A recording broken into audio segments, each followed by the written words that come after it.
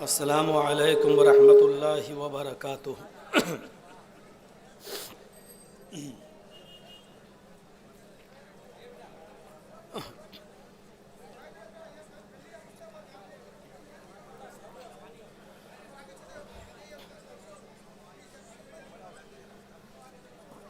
الحمدللہ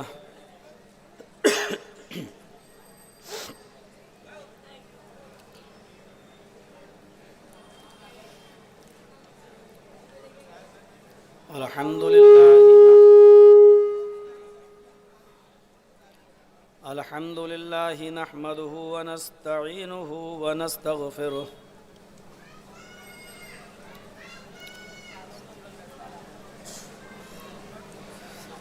ونعوذ باللہ من شرور انفسنا ومن سیئات اعمالنا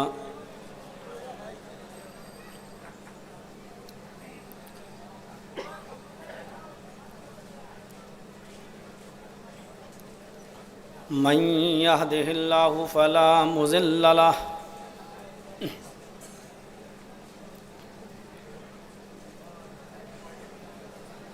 ومن يضلله فلا هادي له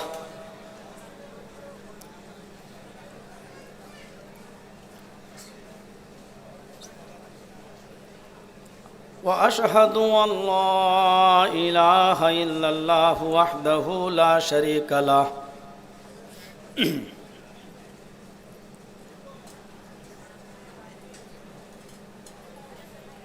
وأشهد أن محمدًا عبده ورسوله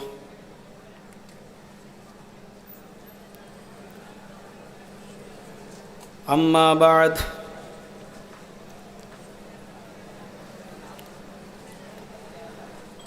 فإن خير الحديث كتاب الله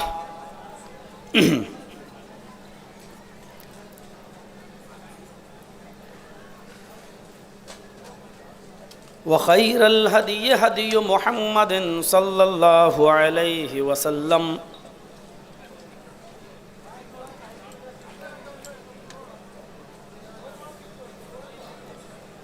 وشر الأمور محدثاتها وكل محدثة بدعة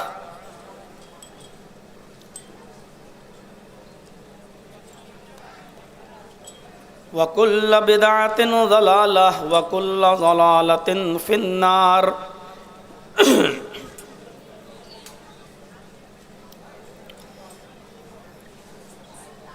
أعوذ بالله من الشيطان الرجيم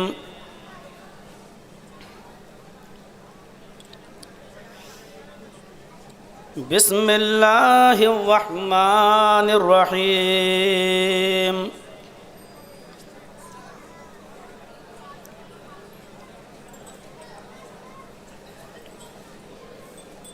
قل للمؤمنات يغضضن من أبصارهن ويحفظن فروجهن ولا يبدين زينتهن إلا ما ظهر منها وليضربن بخمرهن على جيوبهن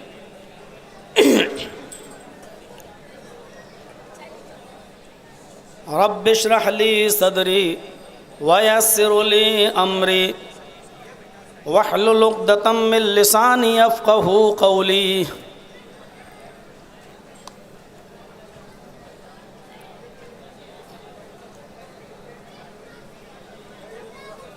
اسٹیج پر موجود موقر علماء کرام،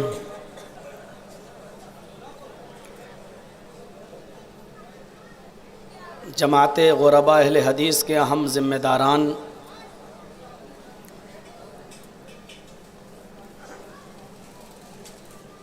ڈی سیکٹر چیتا کیمپ میں جمع ہونے والے اور اطراف و اکناف سے تشریف لائے ہوئے معزز سامعین حضرات، پردے میں بیٹھی ہوئی پردہ نشین اسلامی خواتین، پیاری ماں اور بہنوں، قوم و ملت کے لائق بر نوجوانوں، مستقبل کے ہونہار عزیز بچوں، اللہ تبارک و تعالیٰ کا یہ بہت بڑا شکر ہے اور اس کا احسان عظیم ہے کہ اس نے ہمیں اور آپ کو جماعت غرباء اہل حدیث کی طرف سے منعقد کردہ 4 روزہ پروگرام کا یہ تیسرا دن جو آج ہم اور آپ ڈی سیکٹر میں جمع ہوئے ہیں، یہاں اس نے ہمیں جمع ہونے کی توفیق بخشی۔ پہلے دن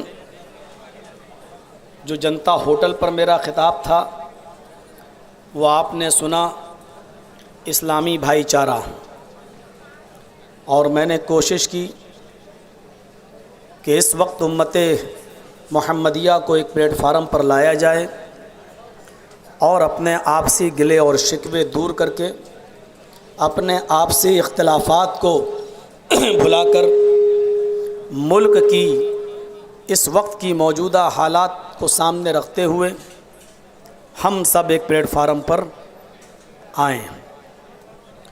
دوسرے دن کا پروگرام ہمارا آپ نے سماعت فرمایا، جو جنتا ہوٹل ہی کے سامنے تھا۔ میں نے کوشش کی کہ نبی اکرم صلی اللہ علیہ وسلم کی پوری زندگی تحفظ انسانیت میں اور امن و امان کو بحال رکھنے میں اور امن و امان کے خاطر ناجائز شرطیں تک آپ نے مانی، لیکن امن و امان کا ماحول بنائے رکھا اور ہر قیمت پر آپ نے قوم کو فتنے اور فساد سے بچانے کی کوشش کی، اور یہی اسلام کی دعوت تھی، یہی نبی اکرم صلی اللہ علیہ وسلم کا مین مشن تھا۔ میں نے کل اس موضوع پر خطاب کیا۔ آج ان 4 روزہ پروگراموں میں مجھے خواتین کے تعلق سے کچھ باتیں پیش کرنے کے لیے سفارش کی گئی، یا یوں کہہ لیجئے کہ عورتوں کے تعلق سے کچھ باتیں بتانے کے لیے کہا گیا کہ ان 4 دن کے پروگراموں میں ایک پروگرام آپ کا ایسا بھی ہونا چاہیے جس سے ہماری ماں بہنیں، ہماری مستورات خواتین بھی فائدہ اٹھائیں۔ عورت کیا ہے؟ اسلام کے اندر عورت کی حیثیت کیا ہے؟ اسلام کے اندر عورت کا مقام کیا ہے؟ اسلام عورت کو کس حیثیت سے دیکھتا ہے؟ اسلام کے علاوہ جو دوسرے مذاہب ہیں ان میں عورت کی کیا حیثیت ہے؟ عورت کی جو 4 حیثیتیں ہوتی ہیں خصوصیت کے ساتھ، ان 4 حیثیتوں میں اسلام نے عورت کو کیا مقام دیا ہے؟ عورت اگر ماں ہے تو اس کی حیثیت اسلام میں کیا ہے؟ عورت اگر بیوی ہے تو اس کی حیثیت اسلام میں کیا ہے؟ عورت اگر بیٹی ہے تو اسلام کے اندر اس کی حیثیت کیا ہے؟ عورت اگر بہن ہے تو اس کی حیثیت اسلام کے اندر کیا ہے؟ ہر ایک نقطے پر ہمیں اور آپ کو غور کرنا پڑے گا، اور اسلام نے عورت کو جو اعلیٰ مقام دیا ہے، یا تو یوں کہہ لیجئے کہ ہم لوگوں کو بتانے میں ناکام رہے ہیں، یا یوں کہہ لیجئے کہ ہم اپنے معاشرے میں رہن سہن کے اعتبار سے اتنے ہم گر چکے ہیں کہ ہم نے اپنے رہن سہن سے میسیج کوئی دوسرا دے دیا ہے دوسری قوموں کے درمیان، اس لیے وہ سمجھ نہیں پا رہے ہیں کہ اسلام کے اندر عورت کا مقام کیا ہے۔ ہم لفظ عورت پر جب غور کرتے ہیں تو عورت جو لفظ عار سے بنتا ہے، اس کا معنی ہی ہوتا ہے چھپانے کی چیز، اس کا معنی ہی ہوتا ہے ستر۔ اور سطر کو چھپایا جاتا ہے۔ ایک صحابی مسجد کے اندر لیٹے ہوئے تھے اور ان کی لنگی گھٹنے سے اوپر اٹھ گئی تھی، یعنی ان کی ران کھل گئی تھی۔ نبی اکرم صلی اللہ علیہ وسلم جب مسجد میں داخل ہوئے اور سوتے ہوئے اس صحابی پر آپ کی نظر پڑی تو آپ نے دیکھا کہ ان کی لنگی گھٹنے سے اوپر ہے اور ران کھل گئی، تو آپ نے ان کو اٹھایا اور اٹھا کر کہا اما علمت ان الفخذ عورۃ، اے صحابی رسول اٹھو۔ جب وہ اٹھے تو آپ نے فرمایا اما علمت، کیا تمہیں معلوم نہیں ہے، کیا تم یہ بات نہیں جانتے ان الفخذ عورۃ؟ دیکھیے لفظ عورت کہاں استعمال ہو رہا ہے، عورت کی میننگ دیکھیے کیا ہے۔ ان الفخذ عورۃ، کیا تم نہیں جانتے یہ تمہاری ران جو کھل گئی ہے، یہ ران بھی عورت ہے، یہ ران بھی ستر ہے، یہ ران بھی چھپانے کی چیز ہے۔ عورت کا مطلب بالکل کلیئر ہو گیا، عورت کا معنی ہی ہوتا ہے جس کو اوپر سے لے کر نیچے تک، سر سے لے کر پیروں تک، جس کو پوری طریقے سے چھپا کر رکھا جائے، یہ عورت معنی ہی اس کا یہی ہوتا ہے۔ اور جب معنی ہی اس کا وہی ہے تو ہم عورت تو کہہ رہے ہیں لیکن آزادی نسواں کا نعرہ بھی لگا رہے ہیں۔ پھر آپ عورت کہنا چھوڑ دیجئے، اور اگر عورت کہہ رہے ہیں تو اس کی میننگ کیا ہے؟ جس کو سر سے لے کر پیر تک چھپایا جائے، جس کو پوری طریقے سے چھپا کر رکھا جائے، محفوظ کر لیا جائے جس کو۔ تو اللہ کے نبی صلی اللہ علیہ وسلم نے کیا فرمایا؟ ان الفخذ عورۃ، اے میرے صحابی کیا تم نہیں جانتے تمہاری ران کھل گئی ہے، یہ بھی ستر ہے، یہ بھی عورت ہے۔ منافقوں کو جب جنگ میں جانے کا حکم ہوتا تھا تو پتہ لگایا جاتا تھا کہ کون منافق ہے کون مسلمان۔ جو منافق ہوگا وہ جنگ میں نہیں جائے گا یا ہیلا بہانہ کرے گا، اور جو پکا سچا مومن ہوگا وہ جنگ میں جائے گا۔ تو جو لوگ جنگ میں نہیں گئے، منافق تھے، کپٹی تھے، نبی اکرم صلی اللہ علیہ وسلم نے جب ان سے پوچھا، سورہ احزاب اٹھائیے اور دیکھیے، جب اللہ کے نبی نے ان سے پوچھا کہ تمہیں جنگ میں جانے سے کون سی چیز نے روکا ہے، تو ان منافقوں نے جو بہانہ پیش کیا وہ بہانہ دیکھیے کیا کہتے ہیں، ان بیوتنا عورۃ، قرآن کے الفاظ ہیں، ان بیوتنا عورۃ، اے اللہ کے نبی ہم جنگ میں اس لیے نہیں جا سکے، اس لیے ہم جنگ میں شریک نہیں ہوئے، ان بیوتنا عورۃ، کہ ہمارے گھر ننگے ہیں، ہمارے گھر غیر محفوظ ہیں، کھلے ہوئے کواڑ ہیں، کھلی ہوئی کھڑکیاں ہیں، اگر ہم جنگ میں جائیں گے تو ہمارے گھروں میں تالے نہیں ہیں، دروازے نہیں ہیں، کوئی بھی چور و چکا ہمارے گھر میں ہماری بیوی کی عزت و آبرو سے کھیل سکتا ہے، ہمارے بچوں کی جان سے کھیل سکتا ہے، ہمارے گھروں میں رکھے ہوئے مال و دولت کو چرا سکتا ہے۔ منافقوں نے اپنے گھروں کو جب ننگا کہا تو اس کے لیے عورت کا لفظ استعمال کیا۔ کیا کہتا ہے قرآن؟ منافقوں نے کہا ان بیوتنا عورۃ، ہمارے گھر ننگے ہیں۔ عورت کا مطلب ستر، عورت کا مطلب برہنہ، اور برہنہ چیز کو چھپایا جاتا ہے، یعنی چھپانے کی چیز، چھپا کر رکھی جانے والی چیز۔ قرآن مسلمانوں کو 3 اوقات ایسے بتاتا ہے قرآن کہ ان 3 وقتوں میں تم کسی دوسرے کے گھر میں نہ جاؤ، کیونکہ یہ 3 اوقات غیر محفوظ ہیں۔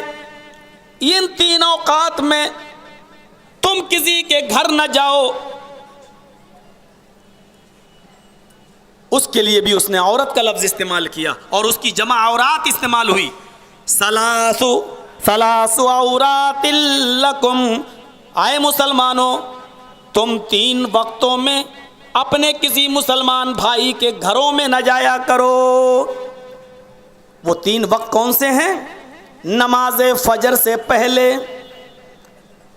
میاں بیوی اپنے کمرے میں ہوتے ہیں، تم کسی کی پردے کی چیز کو ظاہر کرنے کی کوشش نہ کرو، پتہ نہیں وہ شخص اپنے گھر میں کس کنڈیشن میں ہو۔ اس لیے یہ 3 وقت جو عورات ہیں، 3 وقت جو ستر جو چھپانے کی چیز ہے، وہ یہ ہے کہ تم ان 3 وقتوں میں کسی کے گھر نہ جایا کرو۔ نماز فجر سے پہلے پہلا، عشاء کی نماز کے بعد دوسرا، دوپہر میں جب لوگ قیلولہ کرنے کے لیے اپنے گھروں میں لیٹتے ہیں۔ عرب کے اندر آج بھی یہ مزاج ہے، لوگ دوپہر کا کھانا کھانے کے بعد تھوڑا سا اپنے بیڈ روم میں جا کر آرام کرتے ہیں۔ یہ آرام کے وقت ہیں، اس میں شوہر اپنی بیوی کے ساتھ کسی بھی کنڈیشن میں ہو سکتا ہے، لہٰذا تم ان 3 وقتوں میں کسی کے گھر نہ جاؤ۔ یہ پردے کے وقت ہیں، یہ چھپے ہوئے وقت ہیں، ان میں قرآن ہمیں یہ تعلیم دے رہا ہے، اور اس کے لیے لفظ عورت استعمال ہوا ہے۔ اب ہم سمجھ سکتے ہیں کہ عورت کا معنی کیا ہے۔ پوشیدہ چیز، قرآن نے عورتوں کو جن لوگوں سے پردے کا حکم دیا ہے اس کی ایک لسٹ ہے، اور جن لوگوں سے پردہ نہ کرنے کا حکم دیا ہے ان کی بھی ایک لسٹ موجود ہے۔ تم اپنے شوہر سے پردہ نہیں کرو، کوئی بات نہیں، تم اپنے باپ کے سامنے پردہ نہیں کرو، تمہارے اوپر کوئی گناہ نہیں، تمہارے بھائیوں سے تمہارے لیے پردہ نہیں ہے، تمہارے بھتیجوں سے تمہارے لیے پردہ نہیں ہے، تمہارے بھانجوں سے تمہارے لیے پردہ نہیں ہے، تمہارے سسر سے تمہارے لیے پردہ نہیں ہے۔ جہاں یہ لسٹ بیان کی وہیں پر ایک بات یہ بھی کہہ دی، الطفل الذی لم یظہروا علی عورات النساء، یہ قرآن کہہ رہا ہے۔ یہاں پر بھی عورات استعمال ہوا، عورت کی جمع، عورت کا پلورل کیا استعمال ہوا؟ اب الطفل الذی لم یظہروا علی عورات النساء، ان بچوں سے بھی تمہارے لیے پردہ نہیں ہے جو تمہاری پوشیدہ چیزوں کو نہیں جانتے، جو تمہاری خفیہ باتوں کو نہیں جانتے۔ میاں بیوی کے درمیان کیا تعلق ہوتا ہے جو اس کو نہیں جانتے؟ ایسے چھوٹے بچے جن کو اس بات کا شعور نہیں کہ شادی کیوں ہوتی ہے، اور میاں بیوی کے درمیان کیا تعلق ہوتے ہیں، ایسے چھوٹے بچوں سے بھی تمہارے اوپر پردہ نہیں ہے۔ وہاں پر بھی اللہ نے لفظ عورت استعمال کیا ہے، لم یظہروا علی عورات النساء، ان بچوں سے بھی پردہ نہیں جو تمہارے پردے کی چیزوں کو، تمہاری چھپی ہوئی چیزوں کو نہیں جانتے۔ تو عورت کا معنی پردے کی چیز۔ اب اتنی وضاحت کے باوجود بھی اب کوئی یہ کہے کہ عورت کو پوری کھل کر گھومنے کی آزادی ہے، تو یا تو لفظ عورت اس نے بنایا وہ غلط ہے، عورت نہ کہے، یا پھر وہ اپنا علاج کسی پاگل خانے میں جا کر کرائے دماغ کا۔ عورت تو وہ ظاہر نہیں ہو سکتی، اور ظاہر ہو رہی ہے تو پھر وہ عورت نہیں ہو سکتی۔ اسی لیے نعرہ یہ لگایا کہ عورت نہیں، کیا نعرہ ہے؟ مرد اور عورت دونوں برابر۔ یہ زندگی میں تم کبھی نہیں کر سکتے ہو۔ برابری کا نعرہ لگانے والے بھی آج تک ٹرینوں کا ڈرائیور کسی عورت کو نہیں بنا سکے۔ سرکاری بسوں کی کنڈکٹر ہو سکتی ہے، لیکن سرکاری بسوں کی ڈرائیور آج تک کوئی عورت نہیں ہے۔ تم جن کو برابری کے لیول پہ لانا چاہتے ہو، تم خود قانونی طور پر ان کو سرکاری بسیں چلانے کا ادھیکار اور ٹرینیں چلانے کا ادھیکار نہیں دے رہے ہو۔ تم خود اس بات کو مانتے ہو کہ مرد اور عورت دونوں برابر نہیں ہو سکتے۔ وہ آزادی نسواں کا نعرہ لگانا ایک الگ چیز ہو سکتی ہے، لیکن لفظ عورت ہم نے جو بیان کیا اس پر ہمیں اور آپ کو سب کو غور کرنا چاہیے۔ اب جب عورت ہے تو پھر اسلام کے قانون دیکھیے، عورت کے لیے اللہ تبارک و تعالیٰ نے پھر کیا حکم دیا، ذرا سنیے۔ قل للمؤمنات یغضضن من ابصارهن ویحفظن فروجهن ولا یبدین زینتهن الا ما ظہر منها ولیضربن بخمرهن علی جیوبهن. میرے بھائیوں، قرآن کی اس آیت پر غور کیجئے. اے محمد صلی اللہ علیہ وسلم، آپ مومنہ عورتوں سے کہہ دیجئے، دوسری عورتوں سے اس لیے نہیں کیونکہ دوسری عورتیں جب آپ کے قانون اور آپ کی شریعت کو مان ہی نہیں رہی تو ان کو کیا حکم دیا جائے. جو آپ پر، قرآن پر، اسلام پر ایمان لے آئیں، ان کو یہ حکم دے دیجئے. کیا حکم ہے؟ سنیے، میری ماں بہنیں آئی ہوئی ہیں، ذرا غور سے سنیں. قل للمؤمنات یغضضن من ابصارهن، اے نبی مومنہ عورتوں سے کہہ دیجئے کہ وہ ضرورت کے تحت جب گھر سے باہر نکلیں، ضرورت کے تحت جب گھر سے باہر نکلیں تو اپنی نگاہوں کو نیچا رکھیں.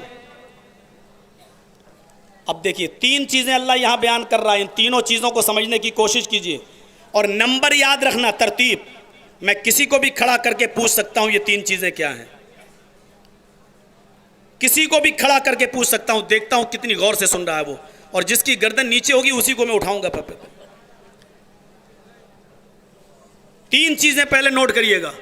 قل للمؤمنات، اے نبی مومنہ عورتوں سے کہہ دو، یغضضن من ابصارہن، جب بھی وہ کہیں جائیں تو اپنی نگاہیں نیچی رکھیں.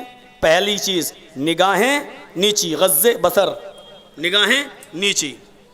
دوسری چیز وَيَحْفَظْنَ فُرُوجَهُنَّ، اپنی شرمگاہوں کی حفاظت کریں. دوسری چیز، پہلی چیز غض بصر، نگاہیں نیچی.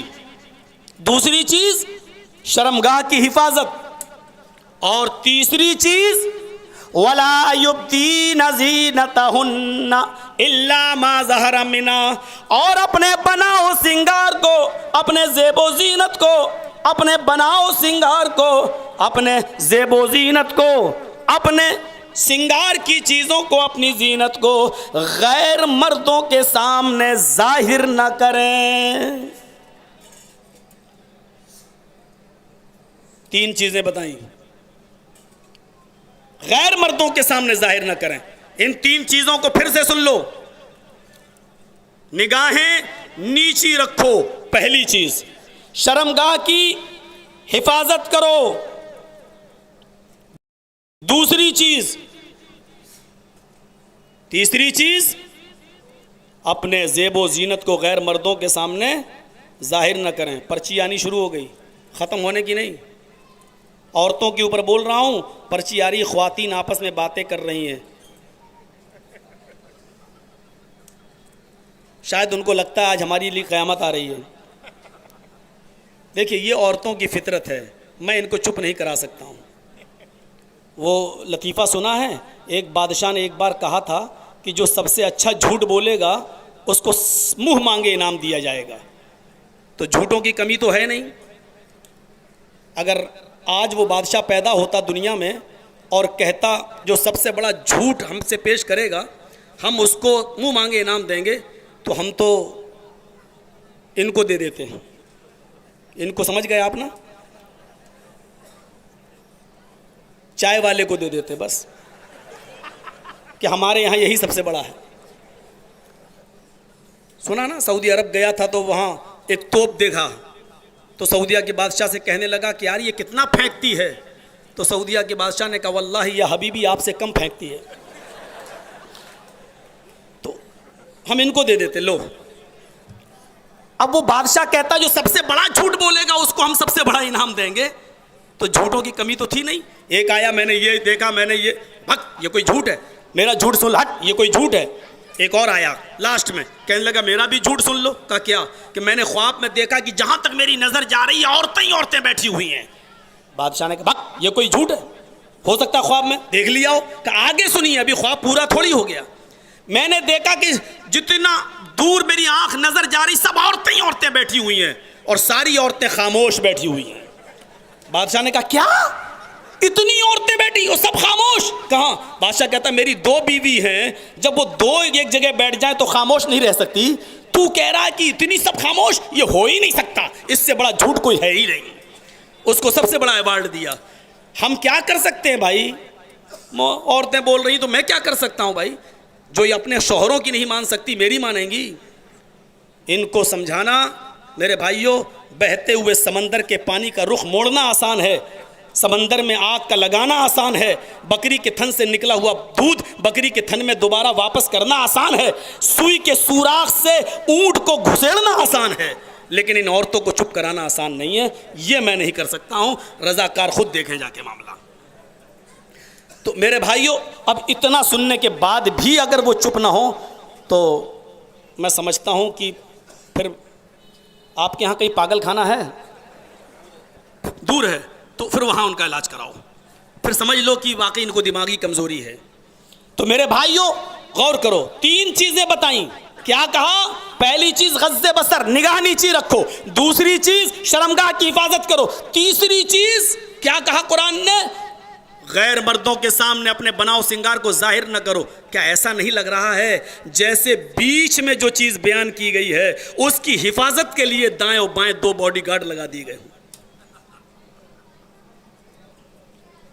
جرجیت صاحب کو اگر جان کا خطرہ ہو تو گورنمنٹ 2 باڈی گارڈ دے گی, دائیں بھی کھڑا بائیں بھی کھڑا, تعینات ہے بندوق لے کر. مطلب کیا ہے؟ جرجیت صاحب جب تک یہ دونوں باڈی گارڈ آپ کے پاس ہیں آپ کی جان محفوظ ہے, اور جیسے یہ دونوں باڈی گارڈ ہٹ گئے آپ کی جان کو خطرہ ہے. اللہ تعالیٰ نے گویا کہ یہ 2 باڈی گارڈ دیے ہیں عورت کو.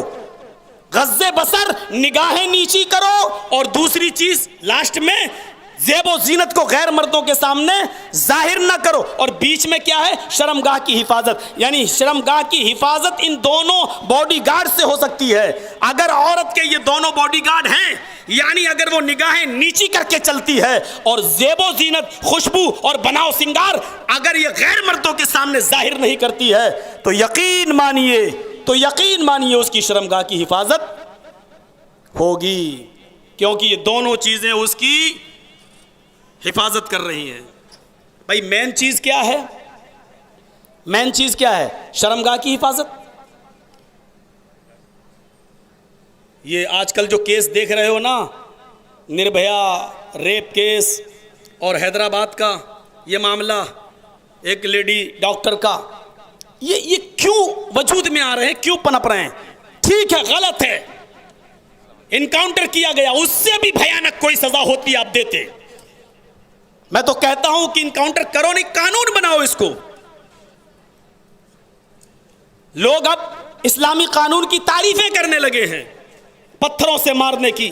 خود آپ کے بمبے میں راج ٹھاکرے جی نے اس بات کا اعلان کیا, اور کہا ایک ریلی کے اندر انہوں نے کہا کہ اسلامی قانون پتھروں سے مارنے کا اگر نافذ کر دیا جائے تو کوئی بلاತ್ಕಾری اس بھارت کے اندر نہیں دکھائی دے گا. یہ تعریف کی گئی ہے باقاعدہ. میرے پیارے ساتھیوں, ہمیں غور کرنا چاہیے, لیکن یہ بھی تو دیکھیے کہ اسلام ہمیں 2 باڈی گارڈ دے رہا ہے ان شرمگاہ کی حفاظت کے لیے. نگاہیں نیچی کر کے چلو, نگاہ نیچی رہے گی, کوئی تمہاری شرمگاہ پر آنچ نہیں آ سکتی. زیب و زینت, بناؤ سنگار کو غیر مردوں کے سامنے ظاہر نہ کرو. یہ 2 باڈی گارڈ جس کے پاس ہوں گے اس کی شرمگاہ کی حفاظت ہوگی. اور جہاں یہ دونوں باڈی گارڈ ہٹ گئے, آپ نے نگاہیں اٹھانا شروع کر دیں, بازاروں میں بے پردگی کے ساتھ جانا شروع کر دیا, میک اپ کر کے جانا شروع کر دیا, لپسٹک کریم پاؤڈر لگا کر جانا شروع کر دیا, تو میرے بھائیوں جہاں پرفیوم لگا کر جانا شروع کر دیا, جہاں بناؤ سنگار کر کے بازاروں میں جانا شروع کر دیا, یقین مانیے جب باڈی گارڈ ہی نہیں رہے تو بیچ والی چیز کی حفاظت ہوگی کیوں؟ اس پر پھر حملہ ہوگا. اور حملہ ہی نہیں ہوگا, جب یہ دونوں چیزیں ہم اپنے معاشرے سے نکال دیں گے تو ہمارے گھروں میں ہماری بیٹیاں نہ صرف مسلمانوں کے ساتھ بلکہ غیر مسلموں کے ساتھ بھی بھاگیں گی, اور غیر مسلموں کے ساتھ بھی اپنے گھر سے بھاگ کر کورٹ میرج کر کے اپنے ماں باپ کے ارمانوں کا گلا گھونٹ کر, اپنے خاندان کا نام و نشان مٹا کر, ذلیل اور رسوا کر کے ہمارے خاندان پر, ہمارے مذہب پر کالک پوت کر وہ غیروں کے ساتھ فرار بھی ہوں گی, کیونکہ ہم نے اپنی بیٹیوں کی حفاظت نہیں کی ہے, ہم نے اپنی بیٹیوں کی صحیح تربیت نہیں کی ہے. کون کرے گا صحیح تربیت؟ حضرت زکریا جب محراب کے اندر داخل ہوتے ہیں، مسجد کے اندر داخل ہوتے ہیں، اور مریم علیہ السلام کے پاس جب بے موسم پھل دیکھتے ہیں، قرآن پڑھیے، حضرت مریم کی کفالت حضرت زکریا کر رہے ہیں۔ زکریا مسجد میں داخل ہوئے، مریم کے پاس بے موسم پھل دیکھے، وہ مریم جن کی پاک دامنی کا اعلان اللہ تبارک و تعالیٰ نے کیا ہے، اس مریم کے پاس جب بے موسم پھل دیکھے، آم کا موسم نہیں لیکن آم دیکھا، لیچی کا موسم نہیں لیچی دیکھی، تربوز کا موسم نہیں تربوز دیکھا، خربوزے کا موسم نہیں خربوزہ۔ اب یہ پھل تھے نہیں نہ، آپ کہیں مولانا صاحب یہ کہاں لکھا تربوز خربوز؟ میں مثال دے رہا ہوں، جیسے یہ سب چیزیں اپنے موسم میں آتی ہیں اور غیر موسم میں نہیں، بے موسم یعنی جس پھل کا موسم نہیں تھا وہ پھل حضرت زکریا نے مریم کے پاس دیکھا تو کہنے لگے انا لکی ھذا، قرآن پڑھو، آئے مریم اس پھلوں کا تو موسم نہیں لیکن تیرے پاس یہ پھل کہاں سے آئے؟ کس سے پوچھا جا رہا ہے؟ کلاس کس سے لی جا رہی ہے؟ مریم سے۔ مریم کون ہے؟ جنہوں نے عیسیٰ کو اپنے بطن سے بغیر شوہر کے پیدا کیا۔ مریم کون ہے؟ جن کی پاک دامنی کا اعلان عرش والے نے آسمان سے کیا۔ اس مریم سے کلاس لی جا رہی ہے، مریم بتاؤ یہ بے موسم پھل تیرے پاس کہاں سے آئے؟ انا لک ھذا، کہاں سے آئے؟ اشارہ سمجھ رہے ہیں نا آپ؟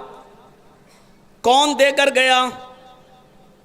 ہم نے تو تیری ملاقات بھی کسی سے نہیں کرائی، پھر دوستی حد تک کون دے کر گیا؟ مریم کا جواب سنو جس کو قرآن نے ریکارڈ کیا ہے۔ اے میرے کفیل، اے میرے سرپرست، اے میری پرورش کرنے والے زکریا، میرے اوپر شک نہ کرو، میرے اوپر شبہ کی نظر نہ ڈالو، میری رگوں میں آپ کے سنسکار دوڑ رہے ہیں، آپ کی تربیت ہمیں ملی ہے۔ اے میرے سرپرست، اے میرے کفیل، میرا کسی سے کوئی لینا دینا نہیں، میرا کسی سے کوئی کانٹیکٹ نہیں۔ رہی بات یہ کہاں سے آئے تو اس کا سیدھا سیدھا جواب سنو، قالت هو من عند اللہ۔ اے میرے سرپرست، یہ ساری نعمتیں مجھے اللہ کی طرف سے ملی ہیں، غیب سے آئی ہیں، اللہ کی طرف سے آئی ہیں، فرشتہ میرے لیے نعمتیں لے کر آیا ہے، یہ جنت کے پھل ہیں، یہ دنیا کے پھل نہیں ہیں۔ جب ایک پاک دامن عورت سے سوال کیا جا سکتا ہے، اس کی کلاس لی جا سکتی ہے، تو آئے ان اپنی اپنی بیٹیوں کے والدین، ہائے ماں باپ، ہائے بچیوں کے باپ، پھر آج تم کیوں رونا روتے ہو کہ میری بیٹی غیر مسلم کے ساتھ فرار ہو گئی، میری بیٹی غیر مسلم کے ساتھ چلی گئی؟ مجھے یہ بتاؤ، قرآن نے، شریعت نے اور ان بیٹیوں کے روحانی باپ جناب محمد الرسول اللہ نے جو بیٹیوں کی عزت و احترام اور ان کی تعلیم و تربیت کا جو طریقہ بتایا، کیا تم نے اس طریقے کو اپنایا؟ کیا تم نے اپنی بیٹیوں کو اپنے گھر کے اندر رکھا؟ کیا ان کو وہ تعلیم دی؟ کیا ان کو وہ تربیت دی؟ ذرا سوچو، جب ایسا نہیں تو پھر کیوں رونا روتے ہو؟ ہماری بیٹیاں کیوں فرار نہیں ہوں گی؟ ہماری بیٹیاں کیوں نہیں بھاگیں گی؟ ہماری بیٹیاں کیوں نہیں جائیں گی؟ ہم اینڈرائڈ موبائل خود اپنی بیٹی کو لا کر دیتے ہیں، واٹس ایپ ہماری بیٹی چلاتی ہے، فیس بک ہماری بیٹی چلاتی ہے، میسنجر ہماری بیٹی چلاتی ہے، ٹک ٹاک پر ہماری مسلمان لڑکیاں ڈانس اور گانے گاتی ہیں اور ڈانس اور اپنی کمر مٹکاتی ہیں، اور اس کے باوجود آپ یہ امید رکھو کہ ان کے پیٹ سے مریم، زینب، رقیہ اور ام کلثوم پیدا ہوں گی، ہماری بیٹیاں باپردہ ہوں گی۔ آپ اپنی بیٹیوں کی شکل و صورت کو دیکھ کر آپ خوش ہوتے ہیں کہ میری بیٹی ایک کلاکار بن گئی ہے۔ میرے پیارے ساتھیوں، ہماری بیٹیاں پھر فرار ہوں گی تو کیوں نہیں ہوں گی؟ ہم خود اپنے غریبانوں میں جھانکیں، ان بچیوں کو، ان لڑکیوں کو ہم نے کون سی اسکولوں میں پڑھایا، کون سے کالجز میں پڑھایا، کوئی ایجوکیشن ہم نے دی؟ لڑکوں کے ساتھ ہم نے ان کو بٹھایا، جب لڑکوں کے ساتھ بیٹھ کے پڑھیں گی اور دوست کا، گرل فرینڈ اور بوائے فرینڈ کا ایک سسٹم جب چلے گا تو ہماری بیٹیاں غیروں کے ساتھ فرار کیوں نہیں ہوں گی؟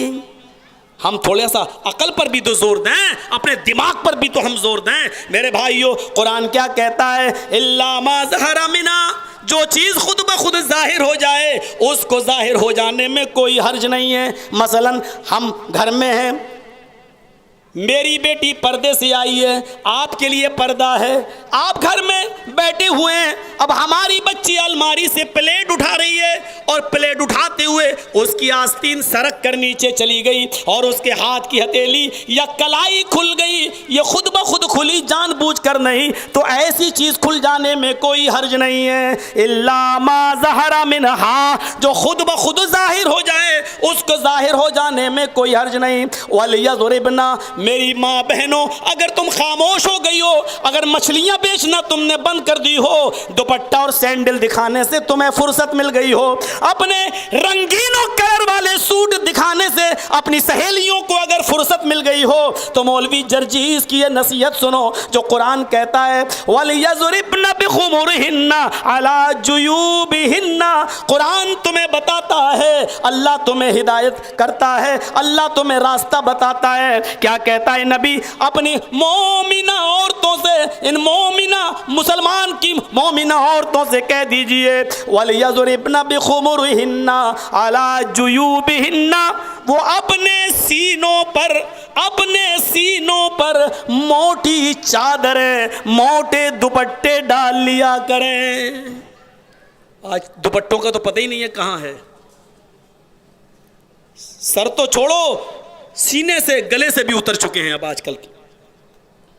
قرآن اتنی چیزیں بتانے کے بعد یہ کرو یہ کرو یہ کرو، اور پھر لاسٹ میں کیا کہتا ہے وَلْيَضْرِبْنَ بِخُمُرِهِنَّ عَلَى جُيُوبِهِنَّ، اپنے گھروں میں بھی رہو تو اپنے سینوں پر دوپٹے، موٹے کپڑے ڈال لیا کرو، موٹے کپڑے۔ یہ اصول، یہ ضابطہ بیان کرتا ہے قرآن۔ ہم کہاں ہیں؟ اور سنیے ایک اور آیت کی طرف آئیے، مومنوں کو حکم دیا جا رہا ہے، اور یہی سے اندازہ لگائیے گا قرآن کی آیت سے ایک نقطہ۔ اللہ مسلمان لوگوں کو، مردوں کو حکم دیتا ہے اگر تمہیں کوئی چیز لینے کی ضرورت پڑ جائے، کسی کے گھر جانے کی ضرورت پڑ جائے اور تمہیں وہ چیز مانگنا پڑے تو کیسے مانگو؟ وَإِذَا سَأَلْتُمُوهُنَّ مَتَاعًا، قرآن کہتا ہے وَإِذَا سَأَلْتُمُوهُنَّ مَتَاعًا فَاسْأَلُوهُنَّ مِنْ وَرَاءِ الْحِجَابِ۔ اے مسلمانوں، اگر تمہیں کسی سامان کی ضرورت پڑ جائے اور تمہیں کسی گھر جانے کی ضرورت پڑ جائے تو تم جب سامان مانگو، اس گھر میں پہنچ کر جب تم اس سے وہ سامان مانگو، کوئی چیز طلب کرو، فَاسْأَلُوهُنَّ مِنْ وَرَاءِ الْحِجَابِ، تو گھر کے اندر داخل مت ہو جانا، اس گھر میں مت گھس جانا، اس سامان کو بھی پردے اوڑ سے مانگنا، من وراء الحجاب، اس گھر کی کسی ماں بہن بیٹی پر تمہاری نظر نہ پڑنے پائے، پردے کی اوڑ سے اس سامان کا مطالبہ کرنا۔ میرے بھائیوں، گھر میں باپ موجود ہے، گھر میں بھائی موجود ہے، گھر میں ہمارے بہت 4 بھائی بہنیں بھی موجود ہیں، ماں بھی موجود ہے، باپ بھی موجود ہے، اس کے باوجود ہماری حفاظت، ہم ایک لڑکی ہیں، ہماری حفاظت ہے، باپ موجود، لڑکے بھائی موجود، بہنیں موجود، مائیں موجود، سب کچھ موجود ہے، اس کے باوجود ہماری عزت و آبرو کو کوئی خطرہ نہیں ہے۔ لیکن قرآن کیا کہہ رہا ہے؟ اس کے باوجود، اتنی حفاظت ہونے کے باوجود تم اس گھر کے اندر نہیں جا سکتے ہو، پردے کی اوڑ سے تم مانگو، من وراء الحجاب، حجاب سے سوال کرو، پردے کی اوڑ سے ان سے سامان مانگو، اور وہ بھی پردے کی اوڑ سے تمہیں سامان دے کر رخصت کر دیں۔ جس گھر کے اندر بھائی ہو، باپ ہو، اس گھر کے اندر بھی کسی غیر مرد کو آنے کی اجازت نہیں ہے۔ جن اسکولوں میں بھائی نہیں ہو، جن کالجز میں اور جن بازاروں میں باپ نہ ہو، بھائی نہ ہو، بھتیجے نہ ہو، بھانجے نہ ہو، وہاں ہماری بیٹی صرف ایک سہیلی کو لے کر چلی جاتی ہے، اور باپ اپنی سہیلی، بیٹی کی سہیلی پر بھروسہ کر کے اپنی بیٹی کو روانہ کر دیتا ہے، جاؤ بیٹی جاؤ کوچنگ میں، جاؤ اسکول، جاؤ جو کرنا ہو جاؤ، جاؤ تم جہاں جانا ہے میرے بھائیوں۔ اور پھر جب غلط قدم اٹھ جاتا ہے، بہت برا ہوا مولانا، غلط قدم کیسے کیسے اٹھے، کیا کیا پلاننگیں ہو رہی ہیں، گھر واپسی، لو جہاد، کون کون سے نعرے دیے گئے۔ ضرورت نہیں ہے اس موقع پر ان تمام چیزوں کو کریدنے کی اور چھیڑنے کی۔ میرے پیارے ساتھیوں، یہاں سے ہم اندازہ لگائیں اور غور کریں کہ قرآن ایک اصول، ایک ضابطہ متعین کرتا ہے۔ کیا ضابطہ متعین کرتا ہے؟ یا نساء النبی لستن کأحد من النساء ان اتقیتن فلا تخضعن بالقول فیطمع الذی فی قلبہ مرض وقلن قولا معروفا۔ قرآن کریم کی اس آیت پر ذرا غور کیجئے میرے پیارے ساتھیوں۔ اللہ تبارک و تعالی نبی کی بیویوں سے کہہ رہا ہے یا نساء النبی، نبی کی بیویاں آئیڈیل ہیں آج ہماری عورتوں کے لیے، ماڈل و نمونہ ہیں آج ہماری عورتوں کے لیے۔ یا نساء النبی، آئے نبی کی بیویوں، آئے نبی کی عورتوں، آئے نبی کی بیویوں، یا نساء النبی۔ بہت حساس موضوع ہے یہ، ایمانداری کے ساتھ بتائیے کہ آپ کے اس علاقے میں یعنی چیتا کیمپ میں کیا یہ ماحول نہیں ہے؟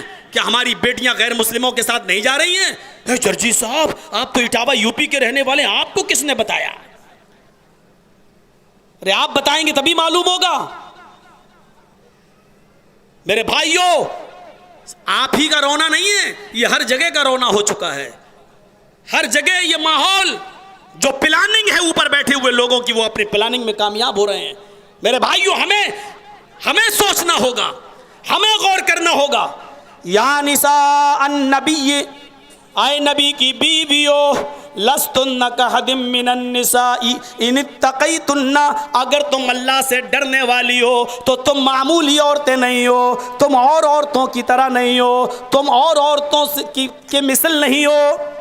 لستن کأحد من النساء، تم دنیا کی عام عورتوں کی طرح نہیں ہو۔ ان اتقیتن، اگر تم اللہ سے ڈرتی ہو تو۔ آگے جملے دیکھو، جب نبی کی بیویوں کے لیے دوسری چیز جائز نہیں ہے تو ہماری عورتوں کے لیے یہ چیز کیسے جائز ہو گئی؟ فرمایا فلا تخضعن بالقول، آئے نبی کی بیویوں، اگر تمہارے گھر پہ کوئی آ جائے، تمہارے دروازے کو دستک دے، تم گھر کے اندر موجود ہو اور تمہارے نبی، تمہارے شوہر محمد رسول اللہ گھر میں نہ ہو، تو تم گھر کے اندر سے جب بات کرو، فلا تخضعن بالقول، تو باہر جو آدمی دروازے کو دستک دے رہا ہے تمہارے گھر میں، تمہارے شوہر کے بارے میں پوچھ رہا ہے کہ وہ کہاں گئے، کب آئیں گے، جب تمہیں گھر کے اندر سے بات کرنے کی ضرورت پڑ جائے اور تمہارے شوہر گھر میں نہ ہو تو تم ان سے گفتگو کر سکتی ہو، پردے کے پیچھے سے، گھر کی چار دیواری کے اندر سے تم ان سے پردے کے اندر بات کر سکتی ہو، لیکن گفتگو میں تمہاری لچک نہیں ہونی چاہیے، نرمی نہیں ہونی چاہیے۔ فلا تخضعن بالقول، تمہاری گفتگو میں نرمی نہیں ہونی چاہیے، وقلن قولا معروفا، لیکن شدت بھی نہیں ہونی چاہیے، معروف انداز میں بات کرو، نرمی، جی کہاں سے آئے،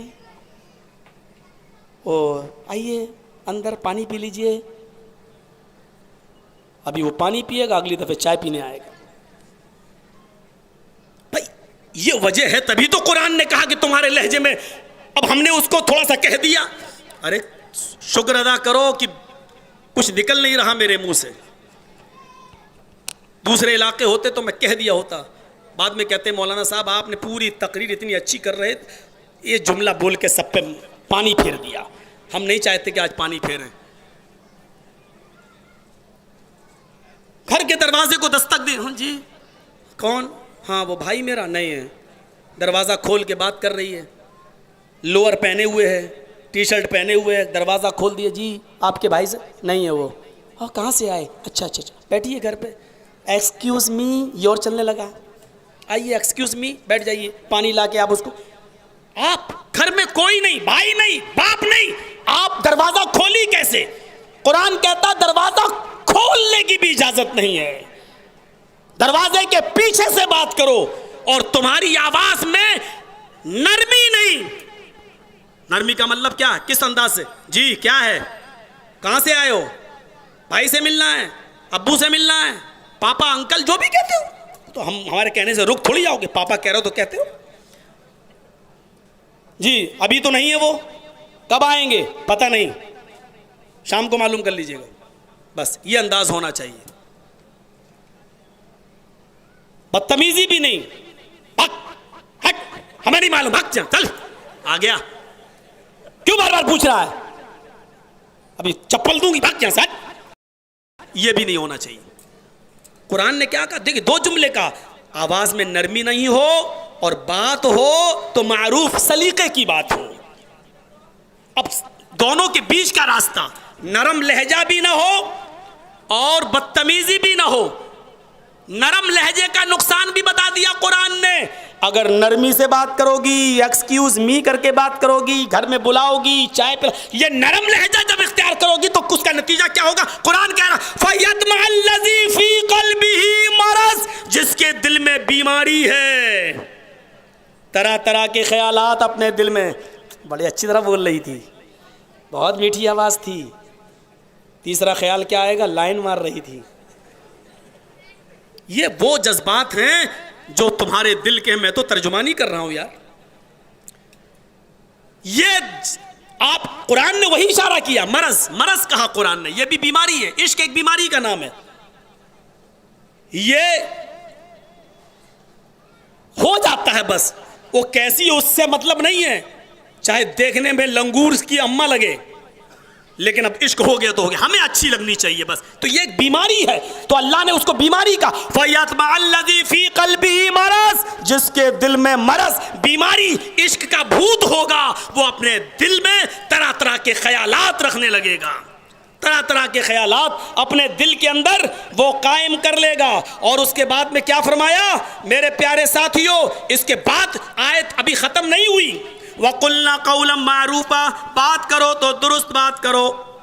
فَيَطْمَعَ الَّذِي فِي قَلْبِهِ مَرَضٌ, جس کے دل میں بیماری ہوگی وہ اپنے دل کے اندر, جس کے دل میں بیماری ہوگی وہ اپنے دل میں طرح طرح کے خیالات پیدا کر لے گا.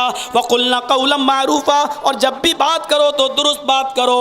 اس کے آگے جو قرآن نے جو اصول بیان کیا وہ سنو, وَقَرْنَ فِي بُيُوتِكُنَّ وَقَرْنَ فِي بُيُوتِكُنَّ وَلَا تَبَرُّجْنَ تَبَرُّجَ الْجَاهِلِيَّةِ الْأُولَىٰ, اے نبی کی عورتوں اپنے گھروں کو پکڑی رہو, بلا ضرورت گھروں سے باہر نہ نکلو. نبی کی بیویوں کو گھر سے نکلنے کی اجازت بلا ضرورت نہیں. یہ مسلمان ہیں جن کی عورتیں بلا ضرورت گھر سے باہر نکل رہی ہیں.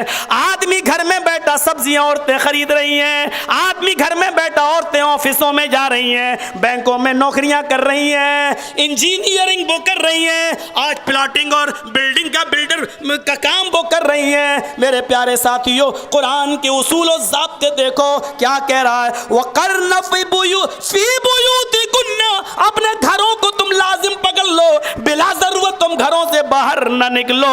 وَلَا تَبَرُّجْنَ تَبَرُّجَ الْجَاهِلِيَّةِ الْأُولَىٰ, اور تم زمانے جاہلیت کی عورتوں کی طرح فحش کام اور بناؤ سنگار کر کے جاہلیت کی طرح تم اپنے گھروں سے نہ نکلو, جاہلیت کے کاموں کو عام نہ کرو, بے حیائی مت پھیلاؤ. میرے پیارے ساتھیوں یہ قرآن کریم نے یہ اصول بیان کر دیا. بتائیے ہم اپنی ماں کو, بہن کو, بیٹیوں کو کتنا اپنے گھر کے اندر رکھ رہے ہیں اور کتنا ہم ان کو اپنے گھر میں روکے ہوئے ہیں, ایمانداری کے ساتھ بتائیے. ایک جگہ تو اللہ تبارک و تعالیٰ نے نبی اکرم کو مخاطب کر کے کہا, یا ایھا النبی قل لازواجک وبناتک ونساء المؤمنین.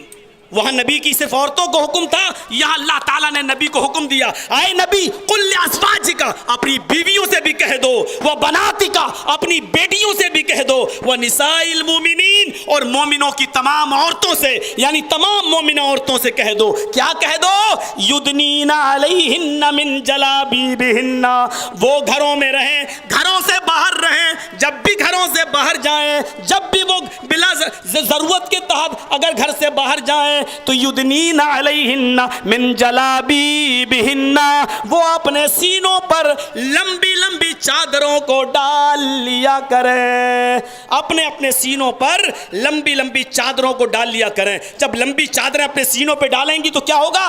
ذالک ادنا ان یعرفنا, جب لمبی چادریں وہ اپنے سینوں پہ ڈال لیں گی تو پہچان لی جائیں گی کہ یہ غلط عورتیں نہیں ہیں, یہ شریف زادیاں جا رہی ہیں, یہ نیک عورتیں جا رہی ہیں. یعنی جن کے جسم پر جتنے اچھے, جتنے زیادہ, جتنے ڈھیلے کپڑے ہوں گے اللہ نے پہچان بتائی ہے اتنی ہی زیادہ شریف ہوگی, اور جس کے جسم پر جتنے کم کپڑے ہوں گے وہ اتنی ہی زیادہ مکار, فریب, بدچلن اور آوارہ لڑکی ہوگی. قرآن نے یہ مثال پیش کر دی, ذالک ادنا ان یعرفنا, لمبی چادریں, لمبے پردے, لمبے گھونگھٹ, ڈھیلے ڈھالے کپڑے اپنے جسموں پہ ڈالو تاکہ تم پہچان لی جاؤ. فلا یوزین, اور ستائی نہ جاؤ. ستائی نہ جانے کا ترجمہ کر دوں تاکہ چھیڑی نہ جاؤ, یہی مطلب ہے اس کا. ہمارے ہاں اس کو چھیڑ چھاڑ کہا جانے لگا. یہ قرآن اصول بیان کر رہا ہے, قرآن ضابطے بیان کر رہا ہے. ہم کہاں ہیں, کس طرف چلے گئے ہیں؟ مت روئیے کہ آج یہ ہو رہا ہے وہ ہو رہا ہے. ابھی کچھ نہیں ہو رہا ہے, ابھی کچھ نہیں ہو رہا ہے. ابھی جو ہونا باقی ہے وہ یہ ہوگا کہ اس منظر کو دیکھ کر ہم پانی کے نہیں خون کے آنسو روئیں گے. خون کے آنسو. اس زمانے کے حالات کیا تھے؟ عمر ابن میمون کا واقعہ سنیں آپ. بخاری شریف کی روایت کے مطابق عمر ابن میمون, اللہ کے نبی جناب محمد رسول اللہ صلی اللہ علیہ وسلم نے ایک مرتبہ جمعے کے خطبے میں ممبر کے اوپر کھڑے ہو کر فرمایا, لوگوں آج قرآن میں ایک آیت نازل ہوئی, اللہ تعالیٰ نے مجھے حکم دیا, کیا؟ الزانیۃ والزانی فاجلدوا کل واحد منہما 100 جلدہ, زنا کرنے والی عورت اور زنا کرنے والے مرد کو ہر ایک کو 100 کوڑے مارو.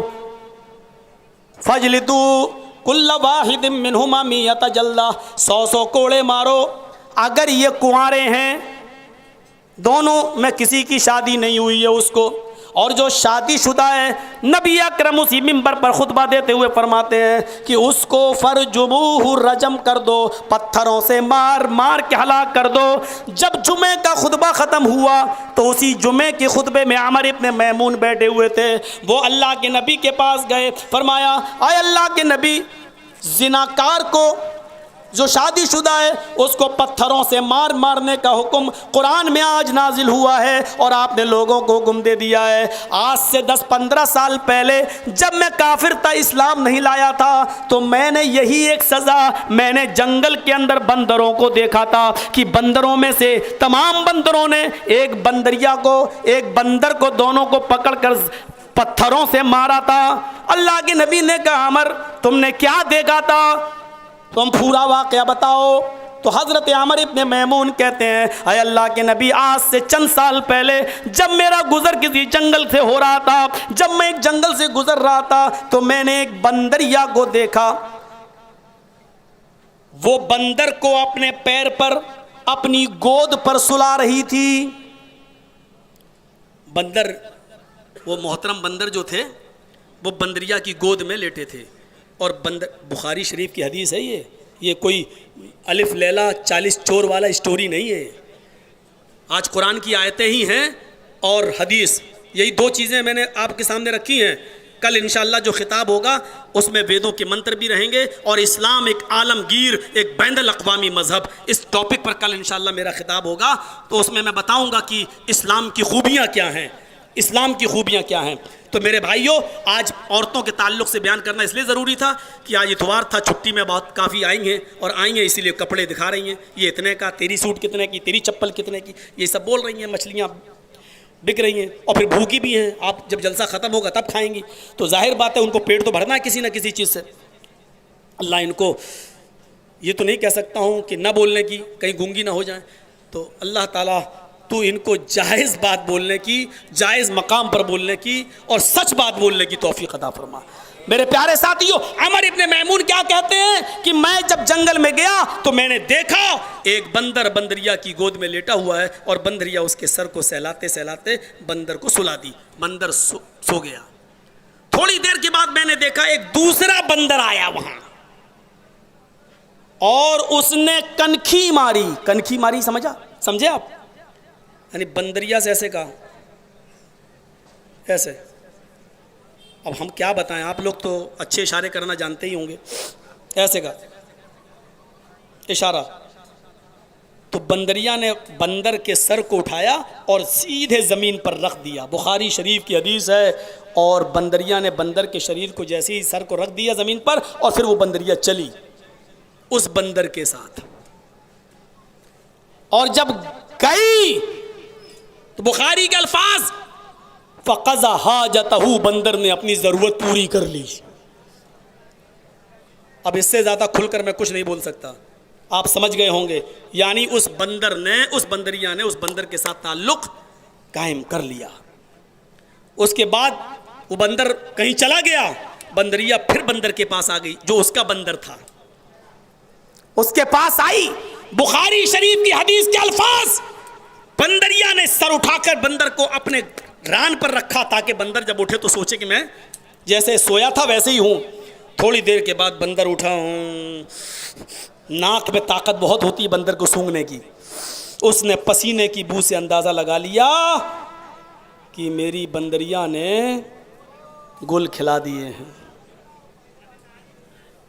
یہ کہیں منہ کالا کرائی.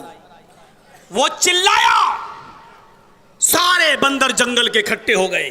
عمر ابن میمون بیان کرتے ہیں ان بندروں نے اس بندریا پر زبردستی دباؤ ڈالا تو بندریا نے سر ہلا دیا، اشارہ کیا کہاں گیا. بہرحال وہ سارے بندر مل کر اس بندر کو جس نے زنا کیا تھا اس بندر کو پکڑ کے لائے. عمر ابن میمون کہتے ہیں کہ میں ایک جھاڑی میں بیٹھ کر اس منظر کو دیکھ رہا تھا. جب وہ بندر کو پکڑ کے لایا گیا اور بندریا کے سامنے پیش کیا گیا تو بندر نے بھی جرم کا اقرار کر لیا اور بندریا نے بھی جرم کا اقرار کر لیا. پھر ان لوگوں نے گڈھا کھودا، بندروں نے ایک گڈھا کھودا اور اس گڈھے کے اندر بندر اور بندریا دونوں کو پھینک دیا، دونوں کو ڈال دیا. بہت سے پتھر اکٹھے کر لیے اور اوپر سے تمام بندروں نے اس بندر اور بندریا کے اوپر پتھر پھینکنا شروع کر دیا. عمر ابن میمون کہتے ہیں یہ منظر دیکھ کر میں ان کے قریب گیا کہ دیکھیں کیا منظر ہے. تو ان بندروں نے جب مجھے دیکھا تو ان میں سے ایک دو بندروں نے میرا بھی ہاتھ پکڑ لیا اور مجھے بھی پتھر اٹھا کر دے دیا کہ آئے عمر ابن میمون یہ پتھر پکڑو اور تم بھی ان بندروں کو مارو. ان بندروں نے اس پتھر سے اس بندریا کو اس وقت تک مارا جب تک کہ وہ دونوں مر نہیں گئے. آئے ڈیس سیکٹر کے نوجوانوں، آئے میری امت محمدیہ کے لوگوں، آئے مسلمانوں، زنا اتنا معیوب ہے، اتنا بڑا جرم ہے کہ بندر بھی اپنی سوسائٹی کے اندر اس کو برداشت نہیں کرتے ہیں. آئے مسلمانوں، تم کیسے اس جرم کو اپنی سوسائٹی میں برداشت کر رہے ہو؟ تمہاری آنکھوں کے سامنے تمہاری آنکھوں کے سامنے آج ایک لڑکا ایک لڑکی کو کیسے گرل فرینڈ اور بوائے فرینڈ بنا لیتا ہے اور ماں باپ کیسے یہ گوارا کر لیتے ہیں. میرے بھائیوں، اپنی آنکھوں کے سامنے یہ سارے مناظر ہم دیکھتے ہیں اور ہم برداشت کرتے چلے جا رہے ہیں. کیا ہمیں معلوم نہیں ہے کہ دیوس کس کو کہتے ہیں؟ کیا دیوس والی وہ حدیث ہم نے نہیں سنی ہے کہ جس کی ماں، جس کی بہن، جس کی بیٹی، جس کی بیوی لوگوں کے سامنے بے پردہ رہے وہ دیوس ہے؟ یعنی اگر ہماری بیٹی لوگوں کے سامنے بے پردہ ہے تو باپ دیوس ہے، ہماری بہن لوگوں کے سامنے بے پردہ ہے تو بھائی دیوس ہے، ہماری ماں لوگوں کے سامنے بے پردہ ہے تو بیٹا دیوس ہے، ہماری بیوی اگر لوگوں کے سامنے بے پردہ ہے تو وہ شوہر دیوس ہے. دیوس بڑا خراب جملہ ہے یہ دیوس سننے میں بڑا دیوس. اور اس کی صحیح کیفیت جاننا چاہو تو اس کا صحیح کیفیت ہے بھڑوا. نہیں سنے؟ اب سمجھ گئے نا بھڑوا؟ نہ سمجھو جو اپنی ماں بہن بیٹی کو چکلے پہ بٹھا دے اور ان سے غلط کام کرائے اور ان کی زنا کرنے کی کمائی کو کھائے، اس کو کہا جاتا ہے دیوس۔ یہ جملہ استعمال کیا ہے امام کائنات جناب محمد رسول اللہ نے، یعنی غیرت دلائی ہے ہمیں۔ غیرت، ہماری غیرت کو کیا ہو گیا ہے؟ ہم کہاں ہیں؟ کس جگہ پر ہیں؟ مولانا صاحب چاہے کتنا بول لو، تمہارے جیسے 336 مولوی آ چکے، چلے گئے، عورتیں بھی کہہ رہی ہوں گی بل بغلے بغلے جتنا بکنا ہو، ہمیں کل وہی کرنا جو کرنا ہے۔ حقیقت ہے، یہ مزاج بن چکا ہے، اور اگر تم نے یہ ضد کر لی تو سن لو، یہ ہونا ہے جو ہو رہا ہے۔ اپنی آنکھوں سے دیکھو گے ہماری بیٹیاں اپنے باپ کا نام ڈبوئیں گی، اپنے خاندان کا بھی نام ڈبوئیں گی، آپ کے مذہب کا بھی نام ڈبوئیں گی۔ یہاں تو قانون ہے، 18 سال سے بڑی ہے اس کو سیکورٹی اور دی جائے گی، چل اس کی حفاظت، اور اب باپ کچھ نہیں ہے، باپ کچھ نہیں، 18 سال تک پالا پوسا بڑا کیا، کچھ نہیں، تیرا کام ختم، آگے وہ مالک ہے، وہ ہم اس کو تو کچھ نہیں کہہ سکتے، اس قانون میں تو ہم سب بندے ہیں، لیکن اسلامی قانون تو ہم آپ کے سامنے بتا سکتے ہیں، آپ کو کرنے کی یہ کام ہے، یہ آپ کیوں نہیں کر رہے ہیں؟ اور اگر ہم بضد ہیں کہ ہم وہی کریں گے تو پھر مت روئیے یہ رونا، پھر ہماری بیٹیاں اسکولوں میں پڑھیں گی اور باپ سے کہیں گی حاجی علی کی درگاہ پہ جا رہے ہیں سہیلی کے ساتھ، باپ دیکھ رہا ہے سہیلی، ٹھیک ہے جاؤ بیٹا، اب وہ دونوں سہیلی اس کے گھر پہ جائیں گی کہ ہم جا رہے ہیں فلاں جگہ جوہو چوپاٹی گھومنے، وہ کہے گا جاؤ سہیلی، دونوں نے صلاح کر لی، تو میرے گھر پہ چلنا، میں تیرے گھر پہ چلوں گی، دونوں کے ماں باپ کو یقین ہو جائے گا کہ دونوں سہیلیاں ساتھ میں گئیں، وہاں فون کر کے اپنے اپنے سہیلا کو بلا لیں گے، تو اپنے سہیلا کے ساتھ چلی جانا، میں اپنے سہیلا کے ساتھ چلی جاؤں گی، ماں باپ سمجھ رہے ہیں سہیلیاں گئی ہیں آپس میں، یہ سب ہو رہا ہے، یہ باقاعدہ پہاڑے پڑھائے جا رہے ہیں۔ یاد رکھو، کتاب و سنت کی بات ہوتے ہوتے تھوڑا سا یہ بھی بتا دوں، اگر یہی سب ماحول رہا تو ہماری بیٹیاں ہماری بیویاں ایسی پہاڑے پڑھائیں گی۔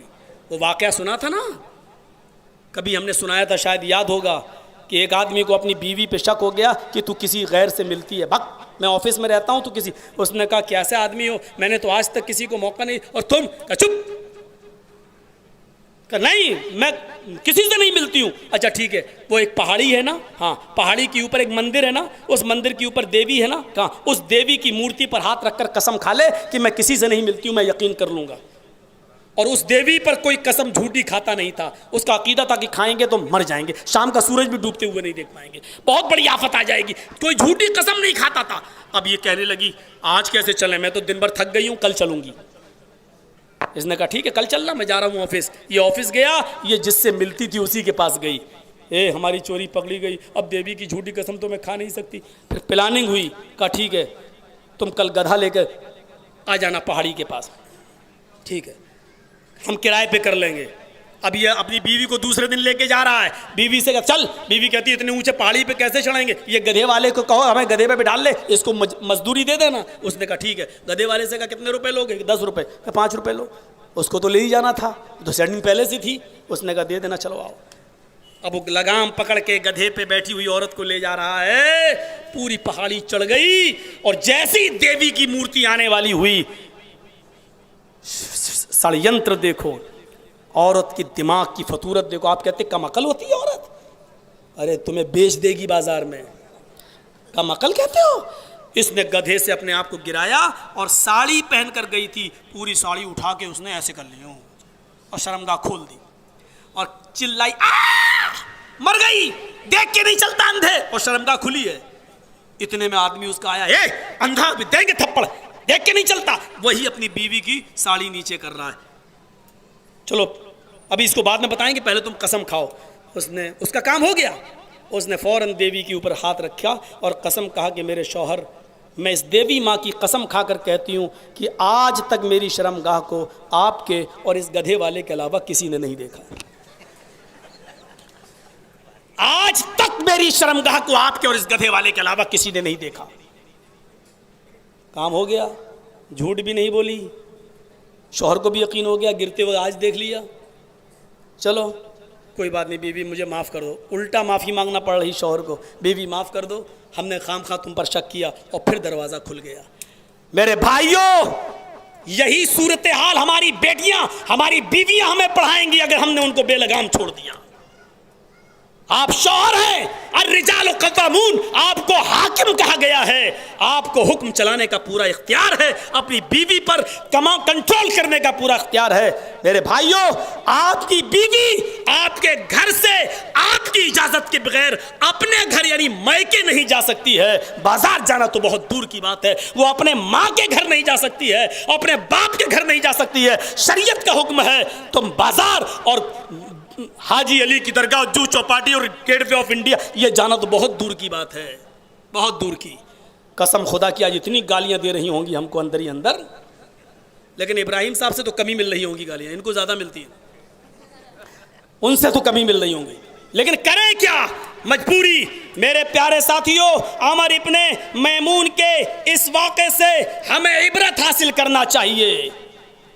اللہ کے نبی نے جب عمر ابن میمون کی زبان سے جملہ سنا، فرمایا دیکھو اے ساتھیو تمہارا ساتھی کیا کہہ رہا ہے، اے صحابیو تمہارے ساتھی کیا کہہ رہے ہیں۔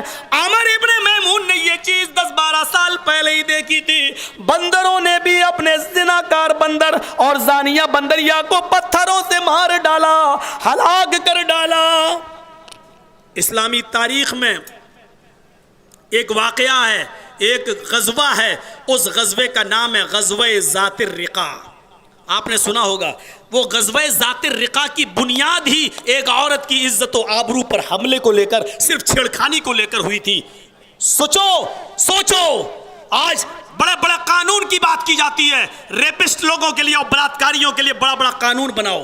ایک مسلمان عورت یہودیوں کے محلے میں گئی، وہ لوہے کا کام کرتا تھا، اس نے اپنی لوہے کی کسی چیز کو چھری بنانے کے لیے دے دیا کہ اس ریتی کو آپ چھری بنا دو۔